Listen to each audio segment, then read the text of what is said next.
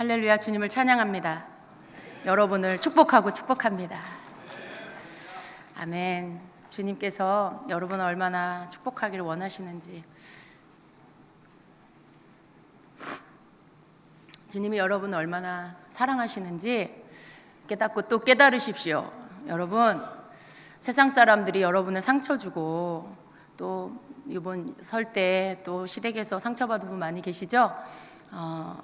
개의치 마십시오. 사람일 뿐입니다, 여러분.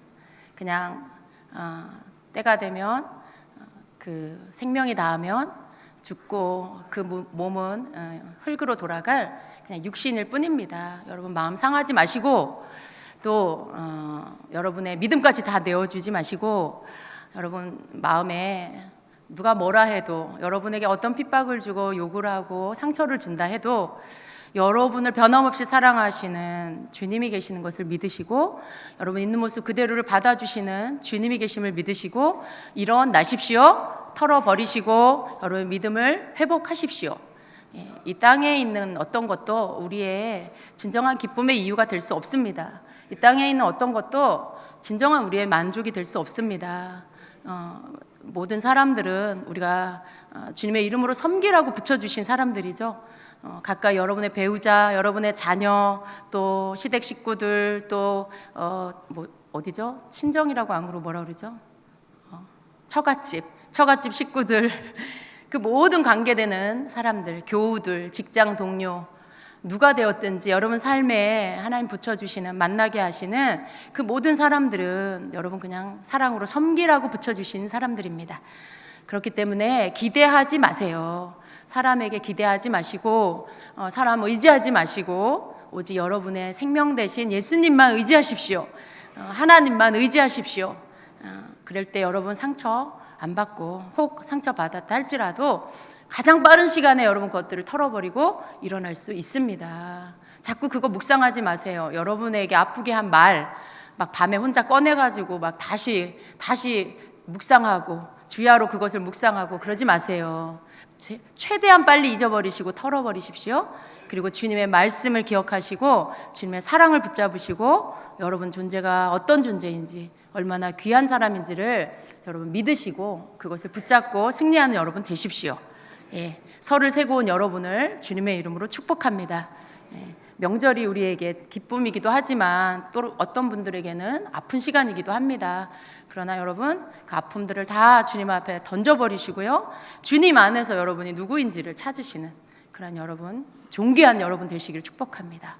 여러분은 이미 존귀한 자입니다. 예수 그리스도 안에서 여러분 예수님의 생명을 내어주기까지 여러분 존귀한 자들이에요. 여러분 예수님의 생명, 하나님이신 예수님의 생명을 내어주기까지 여러분 존귀한 자들이에요. 여러분 자신 구박하지 마세요. 나는 왜 이렇게 못났을까? 나는 왜 이렇게 무능력할까? 그렇게 함부로 말하지 마세요. 하나님은 여러분에게 그렇게 말하지 않아요. 그렇게 말씀하시지 않습니다. 하나님의 것을 함부로 대하지 마십시오. 여러분 자신이 하나님 거예요. 함부로 말하지 말고 함부로 대하지 마십시오. 여러분 거 아니기 때문에 그래요. 하나님 거기 때문에 하나님 거 소중하게 여기시고 존귀하게 여기시고 여러분 더 잘 격려해주고 그리고 칭찬해 주십시오. 그것이 하나님 기뻐하는 것입니다.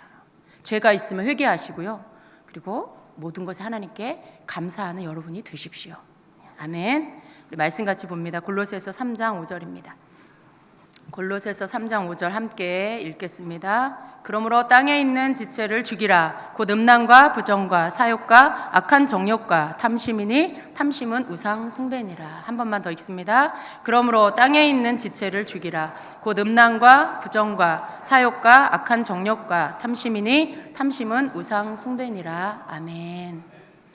오늘 제가 이 한 절의 말씀 속에 앞에 거 말고 뒤에 부분 탐심, 이 탐심이 우상 숭배다라는 말씀과 함께 여러분의 함께 나누겠습니다. 여러분 이 말씀이 별로 마음에 들지 않는 분이 계신가요? 여러분 하나님이 가장 싫어하는 죄가 무엇입니까? 바로 우상 숭배죠. 하나님 가장 가증히 여기시는 것이 우상 숭배입니다. 이스라엘 그 구약의 이스라엘 백성들은 끊임없이 반복해서 지은 죄가 바로 우상숭배예요.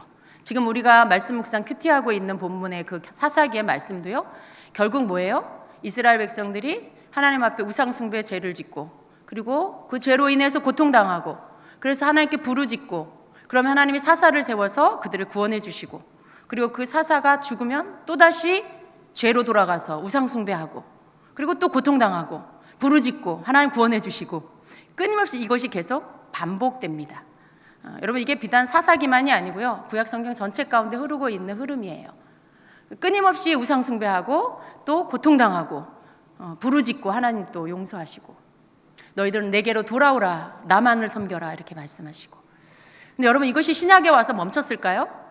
그렇지 않죠. 인류가 다 하는 하나님의 역사가 다 끝나는 그날까지 이 말씀은 여전히 선포되어지는 말씀입니다. 우상 숭배는 하나님께서 가장 싫어하는 죄입니다. 가증히 여기시는 그런 죄입니다. 그래서 우리가 우상 숭배를 버려야 하는 것입니다.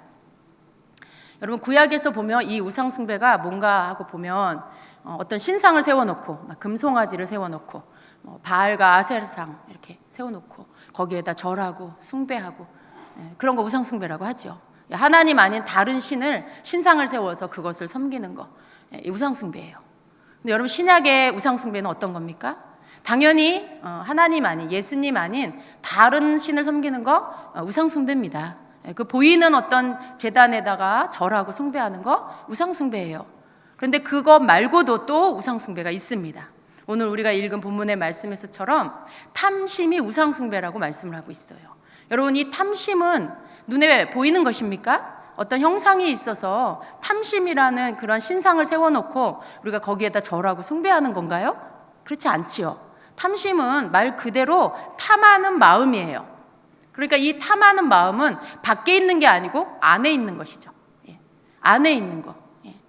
그래서 이 탐하는 마음, 믿는 자 안에 있는 이 탐심이 바로 우상숭배다라고 말씀하고 있어요. 그래서 신약의 우상숭배는요, 단지 신상에 절하는 것뿐만이 아니라 믿는 자 안에 품고 있는 탐하는 마음, 이 우상을 내 안에다 두고 그리고 우상을 숭배할 수 있다라는 것입니다. 근데 여러분, 이것에 대해서 많은 믿는 자들이 그냥 간과하는 경우가 많이 있어요. 왜냐하면 탐심 자체가 뭔지에 제대로 어디서 어디까지가 탐심인지, 어디서 어디까지가 탐욕인지를 정의하지 못하기 때문에 탐심에 대해서 그냥 허용하고 있으면서도 이것이 탐심이 아니라고 생각하는 경우가 많이 있습니다. 그러나 여러분, 이 탐심은 사전적 의미는 이렇습니다. 탐심은 자기의 뜻에 맞는 일이나 물건을 애착하여 탐내고 만족할 줄 모르는 것, 그리고 또 자기가 원하는 것에 욕심을 내어 그것에 집착하는 것을 탐심, 탐욕이라고 합니다. 여러분, 특별한 게 아니에요. 어떤 내가 오를 수 없는, 이룰 수 없는 어떤 일에 대하여 내가 막 탐하고 욕심 부리는 그런 차원이 아니라, 아주 작은 거라 할지라도 내가 뭔가 이루려고 하는 그 일 혹은 물건, 돈, 사람, 음식까지도 다 포함이 됩니다. 그런데 이런 모든 것들에 대해서 내가 애착을 갖는 거, 애착하고 그리고 그것을 탐내서 계속 그것을 가져도 만족할 줄 모르고 계속 더 가지려고 하고 더 가지려고 하는 그러한 마음을 탐심이라고 합니다. 그래서 굉장히 중요한 단어가 나왔어요. 자기의 뜻에 맞는 일이나 물건을 애착하여, 애착이라는 단어가 나왔어요. 탐내고 만족할 줄 모르는 것, 혹은 자기가 원하는 것에 욕심을 내어 그것에 집착하여, 집착하는 것, 이것을 탐심, 탐욕이라고 합니다. 그렇다면 여러분이 애착하는 거 있습니까? 내가 막 거기에 애착을 가져, 거기에 내가 집착해. 그렇다면 그게 탐심이라는 거예요. 그게 탐욕이라는 겁니다. 여러분, 말씀을 들으면서 여러분의 마음을 살펴보시기를 바랍니다. 그래서 여러분, 이 탐심은 일일 수도 있고요, 돈일 수도 있고요, 어떤 물건일 수도 있어요, 사람일 수도 있어요. 그러나 중요한 것은 이 탐욕은 만족할 줄 모르는 거라는 거죠. 내가 끊어내지 않으면 절대로 끊어지지 않는, 그것이 바로 탐욕입니다. 그래서 이 탐욕이 우상숭배인 이유는 내가 좋아하는 거, 여러분 생각해 보세요. 여러분이 집착하는 거, 여러분이 애착하는 거, 그 여러분이 그렇게 애착하는 거, 그것을 내가 원할 때, 그때 여러분의 어떤 생각, 여러분의 마음 상태를 다시 한번 생각해 보세요. 내가 원하는 그것에 빠져서 다른 생각을 할 수가 없어요. 그렇죠? 안 해보셨어요? 탐심? 안 가져보셨어요? 내가 원하는 것을 생각할 때, 그것을 내가 막 갖기를 원할 때, 여러분의 사람의 상태는 어떠하냐면 그것 외에 다른 것을 생각할 수가 없어요. 만일 내가 어떤 사람에게 집착하고 있다, 그러면 그 사람에 대한 생각 외에 다른 어떤 것도 생각을 할 수가 없는 거예요. 내가 하고자 하는 그 일을 생각하면 그 일 외에 다른 어떤 것도 내가 생각할 수 없는 거. 그런데 거기에 무슨 문제가 있습니까? 그 순간에 그것을 내가 집착할 때 하나님을 잊어버려요. 하나님과 하나님의 뜻과 나는 아무 상관이 없어. 오직 그 한 가지, 그 일, 오직 그 사람, 오직 그 물건, 그것만 생각하는 거예요. 그렇기 때문에 그 순간에 하나님을 생각한다거나 하나님의 말씀을 떠올려서 그 말씀이 뭐라고 말씀하시는지, 나에게 뭘 요구하시는지, 이런 것들에 대해 전혀 생각할 수가 없어요. 작동이 안 돼요. 여러분의 그 기능 안에 작동이 안 되는 거. 그럴 때 그게 탐심인 것이죠. 그래서 이 탐심하고 여러분이 그냥 어떤 걸 좋아하는 거하고는 좀 다른 것입니다. 여러분이 뭘 좋아하는 게 나쁜 게 아니에요. 여러분이 뭐 어떤 걸 좋아하고 어떤 물건을 좋아하는 거, 그 물건이 나쁘다는 게 아니에요. 그 일이 나쁘다는 게 아니에요. 거기에 대해서 여러분이 애착을 너무 갖고 너무 집착을 하는 거, 이것이 나쁘다라는 것입니다. 그런데 이것은 여러분 마음에서부터 일어나는 것이기 때문에 이것을 여러분이 끊어내지 않으면 절대로 저절로 없어지지는 않는 것입니다. 우리 안에, 인간 안에 탐욕이 일어나면요, 특히 이렇게 어때요? 이 안에서 절제가 안 되는 거예요. 이게 탐욕인지 아니면 그냥 내가 좋아하는 건지 어떻게 구분할 수 있을까요? 탐욕은 절제가 안 돼요. 그냥 그것을 향해서 내 마음이 그냥 달려가는 거예요. 온통 그 생각이 나를 사로잡아요. 이게 절제가 안 되고, 뭔가에 내가 그걸 생각하면 절제가 안 되고 조절이 안 된다. 이렇게 여기서 여기까지 이제 그만, 이게 안 된다라는 거죠. 거기에 내가 사로잡히는 거예요. 그 생각에 사로잡히고 그 일에 내가 생각 안에 온통 그것에 잡혀 있고, 그 물건에 온통 내가 생각이 잡혀 있고, 그 사람에게 온통 잡혀 있다. 그러면 그게 바로 좋아하는 것을 넘어서 탐심이고 탐욕이라는 것입니다. 여러분, 식탐도 탐욕이에요. 내가 건강하게 음식 골고루 잘 드세요. 맛있는 거 많이 드세요. 괜찮아요. 음식이 나쁘다는 게 아닙니다. 근데 내가 식탐을 갖는 거, 뭔가 음식에 대해서 막 탐심을 갖는 거, 식탐이라고 하죠. 그것도 여러분 우리가 절제해야 하는 것입니다. 그래서 이렇게 탐욕은 굉장히 아주 거창한 것에서부터 아주 사소한 것까지 사람 속에 가질 수 있는 거예요. 그러나 이런 모든 것들을 우리가 다 좀 처리를 해야 하는 것입니다. 탐심을 거절해야 돼요. 탐심을 거절하고 성령의 도우심으로 탐심을 우리가 버려야 합니다. 여러분 스스로가 그것을 거절하고 그것을 끊어내야 하는 것입니다. 여러분이 그걸 좋아하는 상태로 있다면 절대로 끊어지지 않아요. 이 탐심은 우상숭배라고 할 만큼 죄에 속합니다. 여러분, 죄의 특성이 뭐냐 하면 내가 그것을 좋아하는 한은 그건 끊어지지 않아요. 자기 자신이 그 죄를 좋아해. 그것이 나는 버리기 싫어. 헤어지고 싶지 않아. 그러면 절대로 그 죄는 그 사람에게서 끊어지지 않습니다. 그래서 여러분이 뭔가 탐심을 끊고 죄에 속한 것들, 나쁜 습관들을 여러분이 끊으려면 여러분이 그것들을 밀어내야 돼요. 싫어해야 돼요. 거절해야 돼요. 여러분이 좋아할 거냐 거절할 거냐 두 가지 선택의 버튼이 있을 때, 만일 여러분이 거절하는 선택의 버튼을 누르지 못하면 여러분, 이 죄는 여러분에게서 끊어지기가 어려워요. 그래서 죄도 탐심도 여러분이 거절해야 돼요. 이 스스로 선택해야 돼요. 거절하기를. 하나님, 저는 이것을 버리기 원합니다. 하나님, 난 이것을 싫어하기로 결정합니다. 이제 더 이상 이것을 선택하지 않겠습니다. 여러분의 결단을, 여러분의 결정을, 거절을 선택하는 거예요. 그럴 때 성령이 여러분을 도와주시고 그것이 여러분에게서 끊어지게 해주시는 것입니다.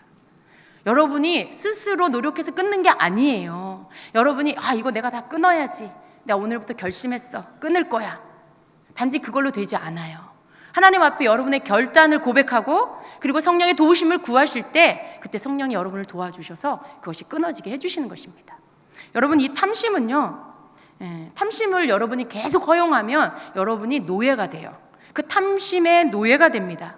마치 여러분 낚시할 때 낚싯바늘에 이 낚싯밥을 껴서 바다에 던지죠.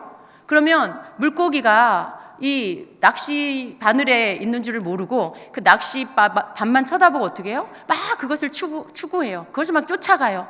막 그걸 먹으려고 계속 눈을 다른 곳에 두지 않고 쫓아가죠. 그러다가 어떻게 해요? 덥석 그 낚시 바늘을 뭅니다. 그러면 그때 어떻게 돼요? 낚시 바늘이 아가미에 딱 입에 딱 걸려서 고기가 잡혀버리죠. 그 낚싯줄에 노예가 되죠. 묶여버리죠. 여러분, 마치 탐심은 이런 거예요.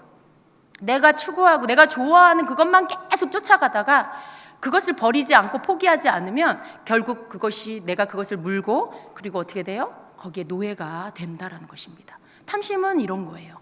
우상숭배라고 할 만큼 탐심은 사람을 노예로 만드는 것이죠. 그래서 여러분, 이 탐심을 우리가 버려야 하는 것입니다. 이 탐심의 노예가 된다. 그러면 세상의 노예가 되는 거예요. 세상에 존재하고 있는 어떤 썩어 없어질 것들에 내가 종이 되고 노예가 된다는 것입니다. 여러분, 우리는 그러한 사람이 되어서는 안 되는 것이죠. 탐심은 우상숭배다. 그리고 성경의 많은 곳에서 탐심을 부리는 자는 하나님의 나라를 상속 유업으로 받을 수 없다라고 말씀하고 있어요. 굉장히 두려운 말씀이에요. 탐심, 그 사람들 속에 다 있는 거 아닌가? 그렇게 생각할 수 있죠.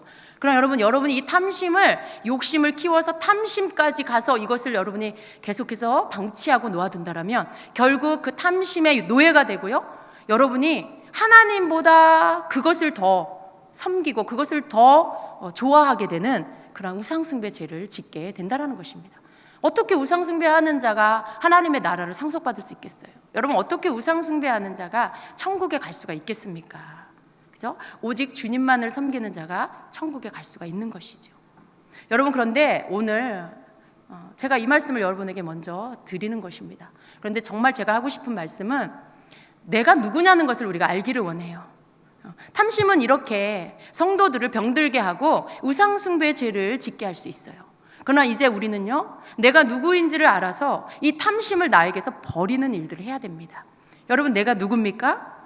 나는 예수 그리스도를 믿음으로 옛사람이 죽은 사람이에요. 그죠? 저와 여러분은 옛사람이 죽은 사람이에요. 새 사람을 입은 사람이에요. 여러분이 지금 감정이 어떻든지, 여러분 기분이 어떻든지 간에 상관없습니다. 여러분의 감정이나 기분에 따라서 여러분이 옛사람이 됐다, 새 사람이 됐다 하는 것이 아니고요. 여러분이 예수 그리스도를 나의 구주로 믿고 그분을 영접하고 내가 고백하고 그분을 나의 주님으로 모셨다라면, 그래서 성령을 받았다라면 여러분은 여러분의 기분이나 여러분의 그 감정, 지금 굉장히 내 감정이 엉망이다 라고 한다 할지라도 그것과 상관없이 여러분은 새 사람입니다. 많은 분들이요, 기분에 따라 새 사람이 됐다, 옛 사람이 됐다 그래요. 여러분이 굉장히 충만하고 기쁘고 평안 가운데 있으면 난 새 사람이야, 아멘, 목사님 전 새 사람입니다 이래요. 그런데 여러분이 엉망진창이 됐어. 욕먹고 망가지고 그렇게 여러분이 실패하고 그러면 어떻게 해요? 내가 새 사람인가? 아니야, 나는 옛 사람이야.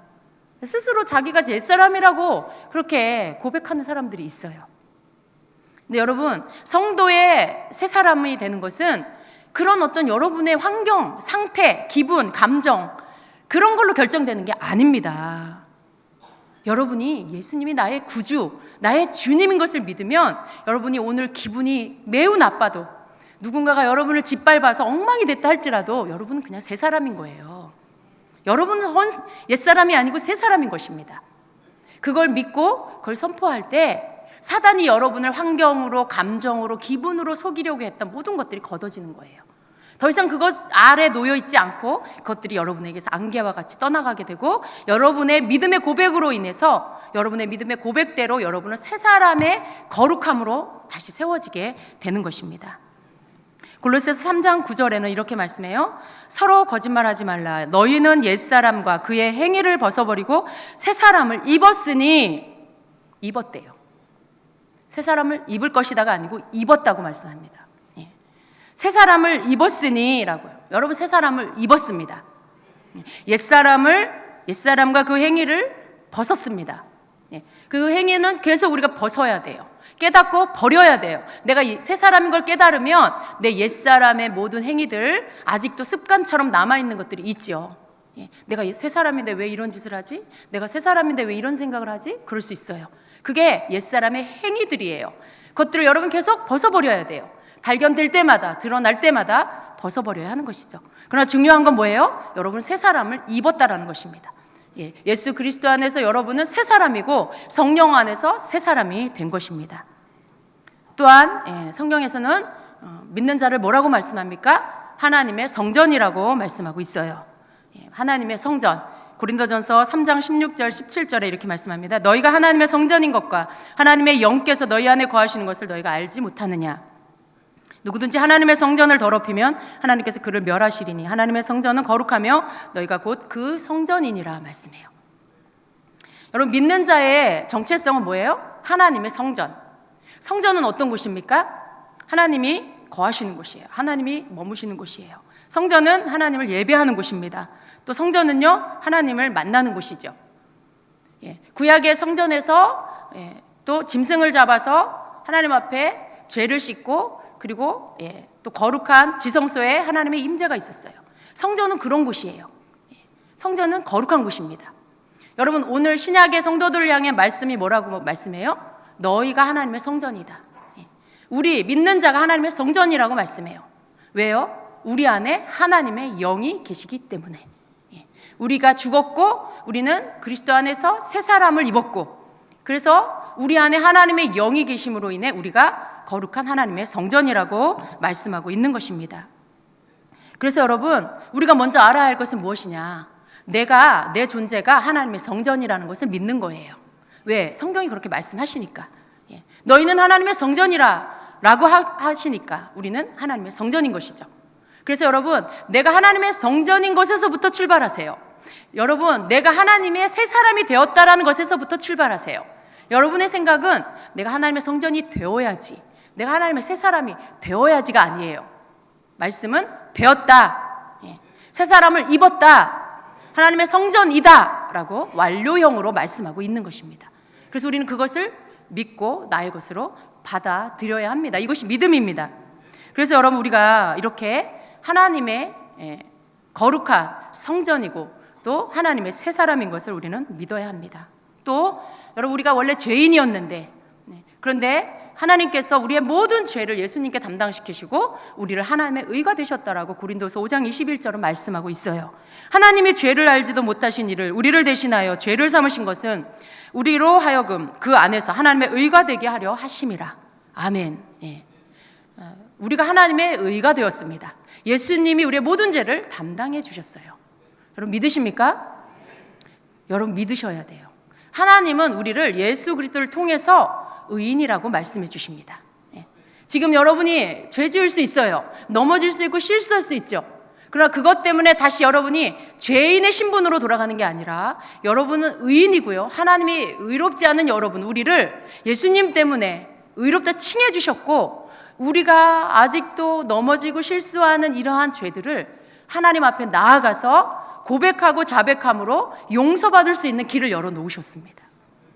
그래서 하나님은 자백하는 자, 죄를 고백하는 자는 용서하시고 모든 더러워진 것들을 씻어주신다라고 약속하고 계세요. 그래서 여러분 이 말씀 속에서 여러분은 죄를 숨기지 마시고 하나님께 고백하시고 그리고 하나님이 주신 예수 그리스도 안에서의 의를 여러분 꼭 붙잡으시기를 축복합니다. 여러분 의인입니까? 죄인입니까? 여러분 믿음으로 나는 의인입니다라고 고백하십시오. 그리고 여러분의 남아있는 죄, 여러분의 양심에 찔리는 것들을 즉시로 주님 앞에 회개하시고요. 여러분에게 주신 이 의를 계속해서 붙잡는 자가 되십시오. 그래서 우리는 하나님 앞에 의입니다. 의. 불의가 아니고 의입니다. 여러분 믿으십시오. 제가 여러분에게 말씀드리는 것은 우리의 신분과 위치가 그렇다는 거예요. 내가 그렇게 되려고 노력하는 게 아니고 성경에서 하나님은 예수 그리스도 안에서 이미 우리를 그렇게 만들어 놓으셨다라는 거예요. 다 완성시켜 놓으셨다라는 것입니다. 우리는 그 믿음 안에서 걸어가는 자들입니다. 우리가 세상 사람들과 다른 이유는요, 그들은 이 안으로 들어오지 못했어요. 예수 그리스도의 보혈의 능력 안에 하나님께서 거룩하게 하신 성전됨과 하나님의 의가 되는, 하나님의 새 사람이 되는 이 자리 안으로 들어오지 못했어요. 그들은 그 밖에 있는 거예요. 예수님 밖에 있는 거예요.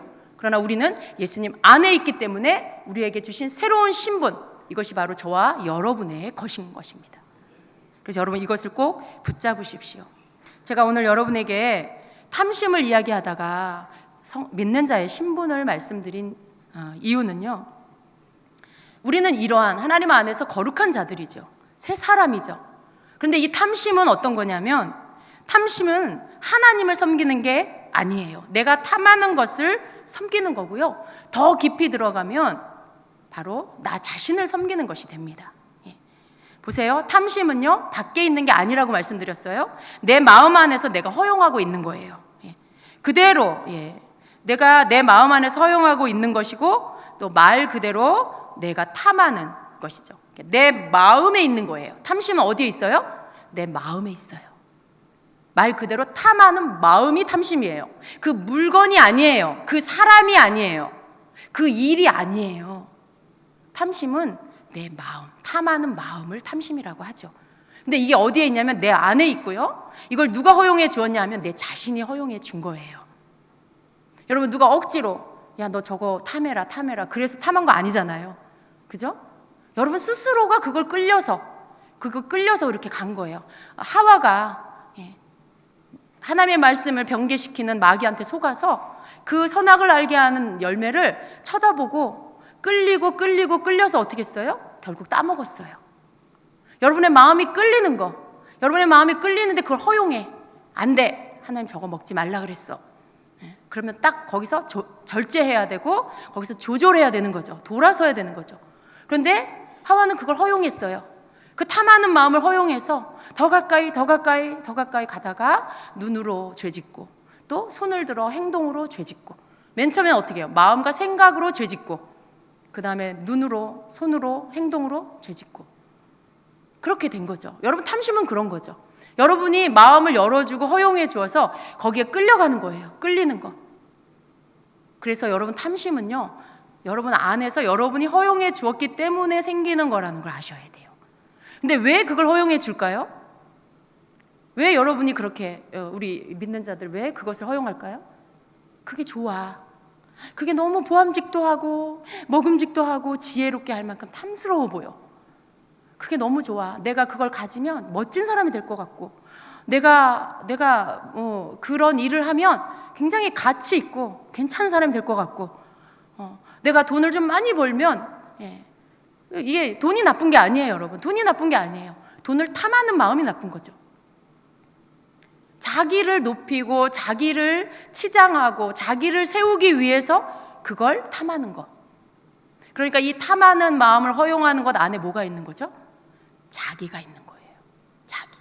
결국은 탐심의 실체를 들어가면 바로 자기를 높이고 자기를 세우기 위한 그 숨어있는 마음이 그 안에 자리 잡고 있는 것입니다.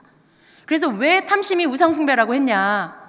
바로 하나님이 있어야 할 그 자리에 나를 두고 나를 섬기고 나를 높이고 나를 위하고 있기 때문에 그게 바로 우상숭배가 되는 것입니다. 그래서 여러분, 이것을 버려야 돼요. 자기 사랑. 결국은 탐심은요, 자기애이고 자기 사랑이에요. 하나님보다 자기를 더 사랑하는 거죠. 하나님보다 자기를 더 위하는 거예요. 그게 우상숭배인 것입니다. 그래서 탐심이 굉장히 위험한 이유는 하나님 앞에 하나님보다 나를 더 사랑하고 나를 더 위하는 그 우상을, 나를 우상 자리에 놓고 나를 섬기는 것이 되기 때문에 이 탐심은 악한 것이고 우상숭배이고 버려야 할 것이라는 것입니다. 여러분, 탐심을 허용하는 것 우리가 버려야 되겠습니다. 왜냐하면 그게 우상숭배가 되기 때문에 그렇습니다. 우리는 누구입니까? 내가 나를 높이는 것들을 우상숭배. 나는 내가 나를 위한 거. 내가 결정하는 거 아니에요? 내가 그거 좋아할 수도 있죠.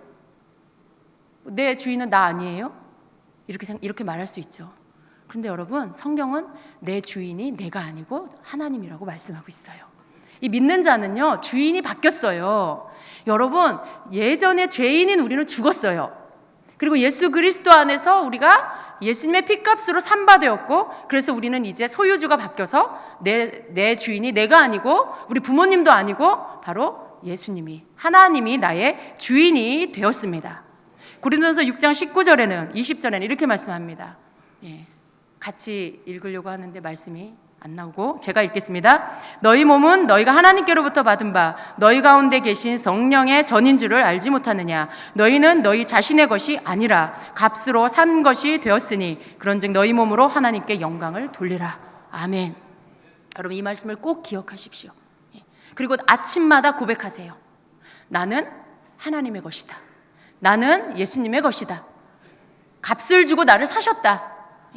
여러분, 이거 여러분이 믿음으로 고백하셔야 돼요. 그래서 이제 더 이상 우리는 나는 내 것이 아니에요.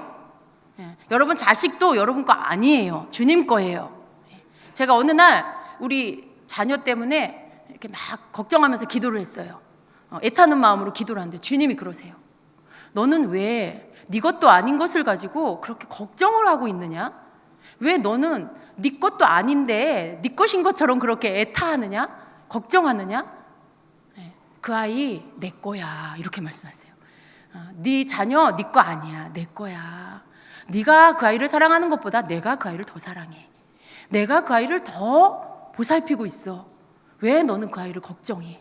마치 네 것인 양. 이렇게 말씀하셨어요. 여러분, 자녀도 주님 거예요. 여러분, 모든 게 주님 거예요. 왜냐하면 내가 하나님께서 사신 바 되었기 때문에 내게 속한 모든 게 다 주님 거예요. 그것을 인정하시고 감사하십시오. 더 이상 여러분이 짐을 질 필요가 없어요. 주님께 그냥 다 맡기세요. 모든 부족한 것들을 주님께 맡기시고 모든 염려되는 것들을 주님께 다 맡기십시오. 그래서 우리는 주님의 것이라고 주님 말씀하고 있는 것입니다. 그래서 우리는 이 탐심의 죄를 버려야 합니다. 우상숭배의 이 죄를 버려야 해요. 우리의 주인이 주님이시기 때문에 우리가 주님만 섬겨야지 나를 섬기고 다른 우상된 것들을 섬기면 안 되는 것입니다. 가장 강력한 우상이 나예요, 나. 여러분, 가장 강력한 우상, 나 자신을 하나님보다 더 높이 두는 거, 나 자신을 하나님보다 더 사랑하는 거, 그런 거, 그게 탐심인데 우리 이것을 이제 버려야 되겠습니다. 제가 한 가지 더 여러분에게 말씀합니다. 주님께서 기도하는 가운데 이 우상숭배, 탐심은 우상숭배다라는 말씀을 해주시면서 또 한 가지를 말씀해 주셨어요. 이 탐심이 우상숭배다라는 이 말씀을 하시면서 이 말씀을 하셨어요. 믿지 않는 자의 우상숭배는 보이는 우상의 제단에 절을 하고 숭배하는 것이지만, 믿는 자 안에 우상숭배는 자기 자신을 하나님보다 더 높이 두어서 탐심을 부리는 것, 그래서 하나님의 뜻을 거역하는 것이 바로 우상숭배다. 이 말씀을 주셨어요. 정말 그렇죠, 여러분. 그래서 여러분, 우리가 믿는 자에게도 우상숭배가 있다라는 거. 나는 기독교예요. 나는 다른 신 안 섬겨요. 하나님만 섬겨요. 우리 이렇게 쉽게 말할 수 있죠.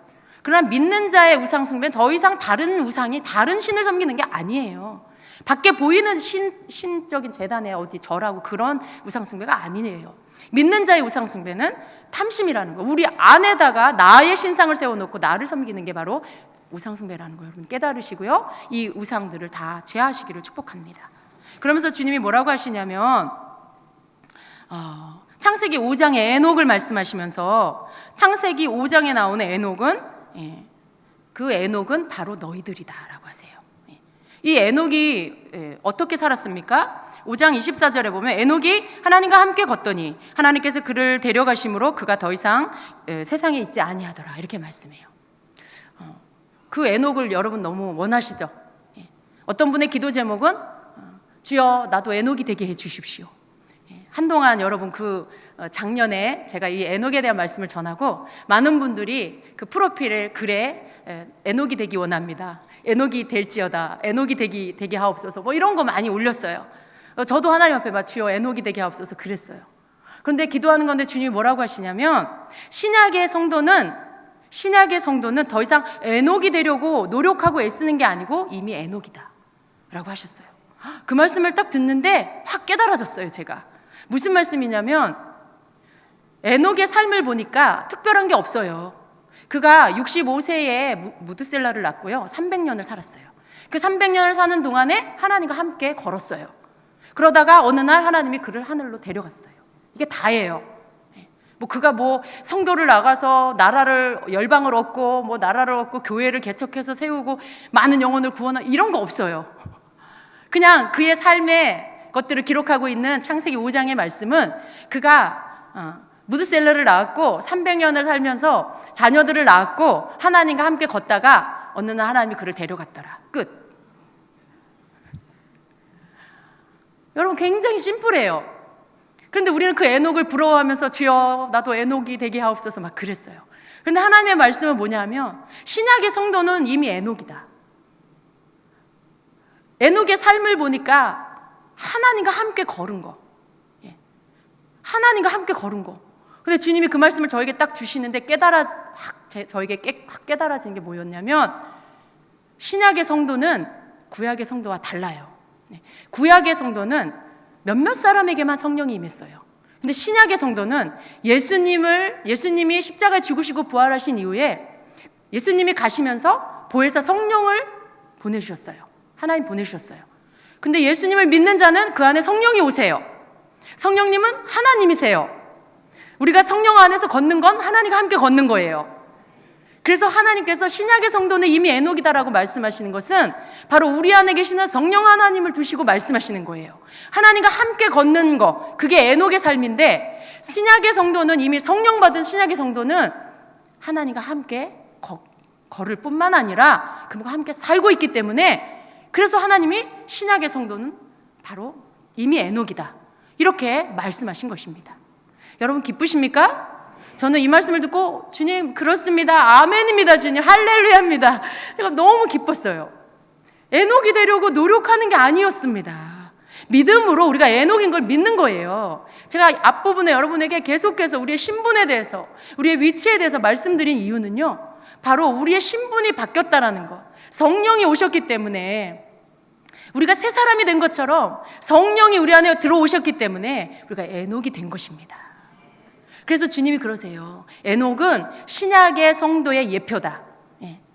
다시 오실 주님을 기다리며 주님과 내 안에 계시는 성령과 함께 걸으면서 그날 주님이 다시 오시는 그날에 동시에 휴거가 있을 것인데 바로 이 에녹은 하나님과 함께 걷다가 휴거받은 신약의 성도 그 삶을 예표한 것이다 라고 하셨어요. 그러니까 여러분 우리가 우리 안에 계시는 성령과 함께 걸으면서 다시 오실 주님을 기다리면서 그날에 주님이 나를 데려가실 것, 에녹처럼 나를 데려가실 그 휴거의 성도가 되기 위하여 날마다 주님과 함께 걷는 삶을 살아야 합니다. 여러분 우리는 죽었습니다. 우리가 해야 할 일은 한 가지밖에 없어요. 에녹처럼 성령 하나님과 함께 걷는 거예요. 에녹과 같이 성령 하나님과 함께 걸으면 되는 거예요. 그것은 바로 주님을 사랑하는 거고요. 성령님을 사랑하는 건 예수님을 사랑하는 거고요. 하나님을 사랑하는 거예요. 내 마음이 온통 거기에 가 있다라면 에녹이 하나님과 함께 걸었다라는 그 말씀처럼 우리의 마음이 온통 주님께 가 있으면 성령님과 함께 걷는 삶을 살 수 있습니다. 우리가 그렇게 이미 오신 우리 안에 와 계시는 성령님으로 인해서 우리는 그렇게 사는 자가 되는 것입니다. 여러분 창세기 5장에 이 에녹에 대한 말씀을 제가 한번 실제로 읽어드릴게요. 에녹은 65년을 살며 무드셀라를 낳았고 무드셀라를 낳은 뒤 300년 동안 하나님과 함께 걸으며 아들, 딸들을 낳았더라. 에녹의 전생에는 365년이더라. 에녹이 하나님과 함께 걷더니 하나님께서 그를 데려가심으로 그가 더 이상 있지 아니하니라. 이게 다예요 여러분. 근데 제가 이 말씀을 다시 읽으면서 너무나 재밌고 그리고 하나님의 그런 어떤 그 센스, 하나님께서 숨겨놓으신 그런 숨은 그림 같은 그런 것들을 제가 깨달으면서 너무 감사했어요. 와, 왜 에녹의 삶은 365년이었을까? 이 365라는 숫자를 읽으면서 1년의 날짜가 365일이지요. 근데 하나님께서 365라는 이 숫자를 신약의 성도인 우리에게 주시면서 너희들에게 매일매일의 삶을 성령 하나님과 함께 걷는 것, 에녹이 365년을 성령 하나님과 함께 걸으며 살다가 이끌림을 받고 올라간 것처럼, 죽음을 보지 않고 올라간 것처럼 너희들의 365일을 매일매일 성령님과 함께 걸으면 너희가 그렇게 된다. 너희가 그렇게 살아야 된다. 너희 안에 내가 이미 성령을 보내주었다. 너희는 365일 나와 함께 걷는 자가 되라. 이 메시지를 여기에 담고 있었어요. 여러분 감사합시다. 우리 주님 앞에 감사합시다. 우리 하나님은요 이미 이 숙제를 내주시고 답을 다 기록해 놓으셨어요. 제가 어느 날 이렇게 꿈을 꿨는데 시험을 보는데 시험지 밑에 흐린 글씨로 답이 다 써 있는 거예요. 마치 그 아이들 글씨 연습할 때 밑에 이렇게 흐리게 써 있으면 그거 따라 쓰면 되는 것처럼 그 문제 밑에 답이 흐리게 다 써 있어요. 그것만 쓰면 되는 그런 시험을 제가 이렇게 치른 적이 있어요. 꿈속에서 너무나 쉽게. 아니 답이 여기다 써 있네. 그러면서 제가 그 답을 썼어요. 하나님께서 우리에게 성경 안에 답을 다 주시고요. 우리가 누구인지 그리고 우리가 어떻게 살아야 하는지 이미 다 담아 놓으셨어요. 네. 여러분 우리는 에녹이 되려고 노력할 필요가 없어요. 여러분 노력해서 얻는 거하고 이미 된 것을 가지고 누리는 거하고는 하늘과 땅 차이지요. 내가 에녹이라는 것을 알고 깨닫고 믿고 날마다 여러분 주님 저는 에녹입니다. 주님 감사합니다. 제가 날마다 주님과 함께 걷겠습니다. 주님 오늘도 저를 인도해 주십시오. 저를 가르쳐 주십시오. 깨닫게 해 주십시오. 이미 주어진 것을 가지고 여러분이 믿음의 고백을 하는 거랑 아직 주어지지 않았어. 내가 힘쓰고 애써갖고 그걸 얻어야 돼. 막 노력해야 돼. 그러다가 조금만 잘못하면 또 원점으로 돌아가. 평생을 수고하고 애써도 그걸 내가 얻을 수는 없어. 여러분 이건 너무 큰 차이예요. 비교할 수 없는 차이예요.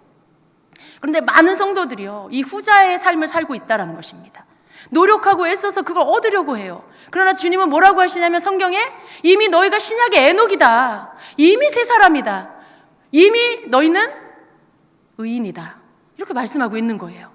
우리는 거기에서부터 출발하는 것입니다, 여러분. 우리가 그렇게 되려고 노력하는 게 아니라 주님의 말씀대로 우리를 그렇게 만드신 그 말씀 위에 서서 우리는 거기에서부터 우리가 출발하는 것입니다. 여러분 믿으십시오. 오늘 이 말씀을 믿는 자에게는 그 축복, 그 은혜가 열립니다. 여러분 그 믿음이 여러분에게 부어집니다. 여러분 더 이상 우리가 마귀에게 빼앗겨서는 안 되겠습니다. 우리 자신이 누구인지를 알아서 담대하게 삶을 살아가야 하고요. 그래서 여러분 제가 기쁨으로 주님을 찬양하는 이유가 뭔지 아세요? 이 말씀 속에서 고백되어지는 찬양의 가사가 너무 감사한 거예요. 주님은 나의 빛이라고 고백하는데 주님 정말 그렇습니다. 주님은 나의 빛입니다. 주님은 나의 구원이십니다. 예. 그 고백을 막 너무나 드리고 싶은 거죠. 예. 그 고백이 내 영혼에서 터져 나오는 거죠. 예. 주님 나의 빛이 되어 주시옵소서. 주님 나를 구원해 주시옵소서. 이게 아니라 이미 나를 그렇게 만들어 놓으신 주님이 나의 빛이고 이미 나를 그렇게 새 피조물로 만들어 놓으신 주님이 나의 구원이시고 우리는 어떻게 해요? 그걸 노래하면 되는 거예요. 그걸 찬양하면 되는 거예요. 그러고 보니까 얼마나 하나님답습니까? 얼마나 우리 하나님이 하나님다워요. 정말 무슨 별것도 아닌 겨우겨우 살다가 천국 가는 거 물론 그것도 감사한데 생각해보면 그건 하나님답지가 않은 거예요. 우리가 이 땅에 살면서 이미 예수님 십자가에 죽으시고 부활하셔서 다 이루었다라고 하셨는데 다 이룬 게 이 땅에서는 완전히 찌질이같이 살다가 죽어서 겨우 구원받는 그거? 그것도 감사하긴 한데 뭔가 힘들어. 사는 게 너무 힘들어. 근데 여러분 그게 아니라는 것입니다. 하나님 이 땅에서 다 우리에게 주셨습니다. 믿는 자에게 다 주셨습니다. 우리가 해야 될 건 믿음으로 취하는 거예요. 말씀을 믿음으로 취하는 거예요. 아멘 주님. 기록된 말씀을 읽으면서 주님 아멘입니다. 그렇습니다 주님. 여러분 그렇게 여러분이 믿음으로 그것을 취하는 것, 이게 우리가 해야 할 일입니다. 다 완성해 놓으신 하나님의 놀라우신 그 은혜 속에 베풀어 놓으신 것들을 우리가 믿음으로 취하여서 내 것으로 삼고 그 믿음 위에 서서 내가 선포하고 고백하고 그렇게 믿고 사는 것, 그러한 자가 바로 주님이 원하는 하나님을 기쁘게 하는 믿음의 사람입니다. 여러분 성령은 이러한 자와 함께 날마다 걸으십니다. 여러분이 그렇게 고백할 때 성령님은요 여러분을 잡아 이끌어서 얘야 가자, 오늘도 나와 함께 신나게 걷자, 이렇게 말씀하실 거예요. 주님의 음성이 안 들려요? 여러분 왜 안 들릴까요? 말씀을 믿지 않으니까 안 들리는 거예요. 이 말씀을 믿지 않으니까 성령님이 저 멀리 계시는 것 같아. 어제는 계셨는데 오늘은 떠난 것 같아. 믿음이 없으니까 안 들리는 거죠. 그러나 여러분 믿으십시오. 여러분이 믿으면 성령의 음성이 들립니다. 여러분이 믿으면 여러분 안에 계시는 성령님이 여러분에게 나타나십니다. 그래서 여러분, 주님께서 여러분에게 이 주신 모든 것들을 여러분의 것으로 취하시고 여러분의 것으로 누리시고 이 땅에서 믿음으로 하나님을 기쁘게 하는 삶을 사시기를 예수님의 이름으로 축원합니다. 아멘. 함께 이 시간 기도합니다. 여러분, 받은 말씀을 붙잡고 이 시간에 좀 여러분의 믿음의 고백을 드리세요. 주님, 제가 그렇게 믿지 못했었는데 이제 제가 믿습니다. 주님, 제가 누구인지 제가 이제 믿습니다. 제가 그 말씀 붙잡고 살겠습니다. 내 안에 오신 성령님으로 인해 내가 에녹인 것을 감사드립니다. 내가 그것을 믿습니다. 여러분, 이렇게 고백해 드리세요. 여러분이 이걸 입술로 고백하는 건 굉장히 중요한 거예요. 여러분이 그 믿음을 시인하는 것이에요. 이것을 이 시간에 여러분 앞에, 하나님 앞에 여러분이 올려드리는 그런 기도를 주님 앞에 드리겠습니다.